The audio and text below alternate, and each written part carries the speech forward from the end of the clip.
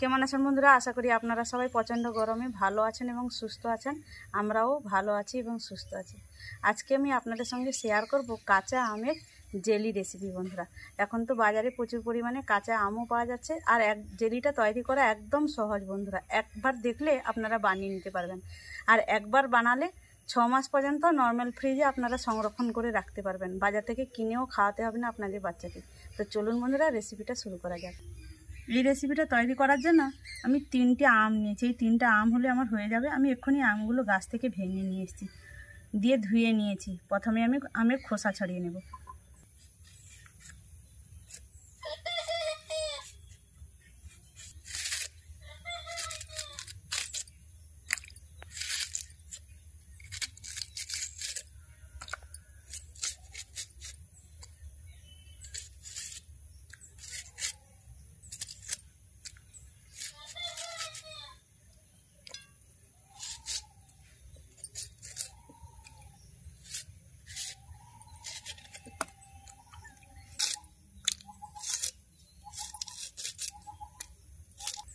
এই বীজগুলো ফেলে দেব।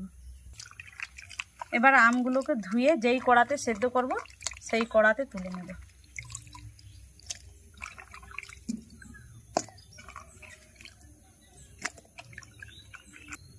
জল দিয়ে দেব।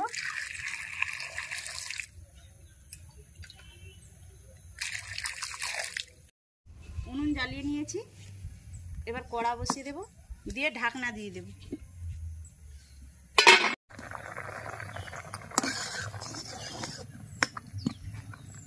আমটা সেদ্ধ হয়ে গেছে। এবার আমি উনুন থেকে কড়াটা নামিয়ে নেব। এবার একটা ছাঁকনির সাহায্যে আমের পিউরিগুলো ছেঁকে নেব।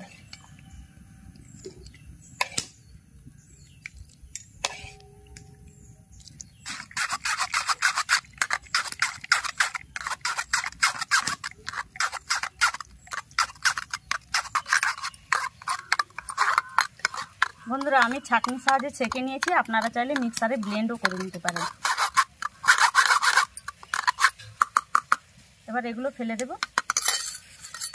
কড়া পরিষ্কার করে আবারও উনুনের মধ্যে বসিয়ে দিয়েছি। এবার আমের পিউরিগুলো কড়ার মধ্যে দিয়ে দেব।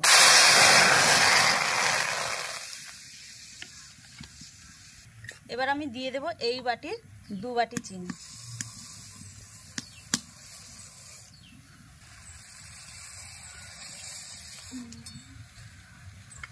এবার দিয়ে দেব লবণ।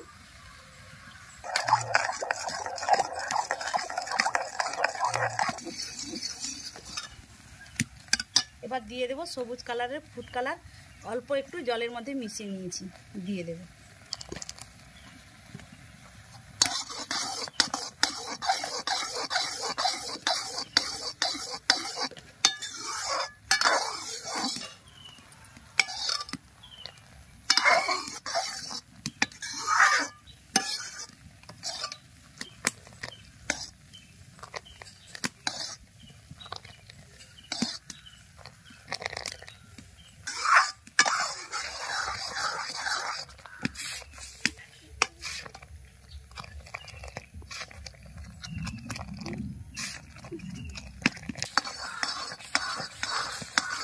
জেলিটা তৈরি হয়ে গেছে। আর তৈরি হয়ে গেছে কি করে বুঝবেন? দেখুন, এর ঘনত্বটা দেখাচ্ছি আপনাদের।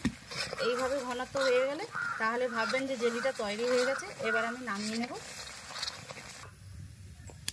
কড়া থেকে একটা বাটির মধ্যে জেলিগুলো ঢেলে নিয়েছি, আর এখানে আমি পিস কাটা পাউরুটি নিয়েছি। এবার মিশিয়েও আপনাদের দেখিয়ে দিচ্ছি।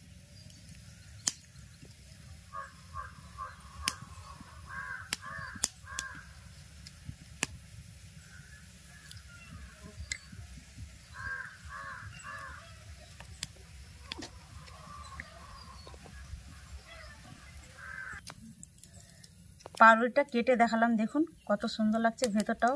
আর কোনোদিন যদি ঘুম থেকে উঠতে দেরি হয়, বাড়িতে এরকম জেলি থাকলে বাচ্চা থেকে বড় সবাইকে আপনি এইভাবে নাস্তা তৈরি করে দিতে পারবেন।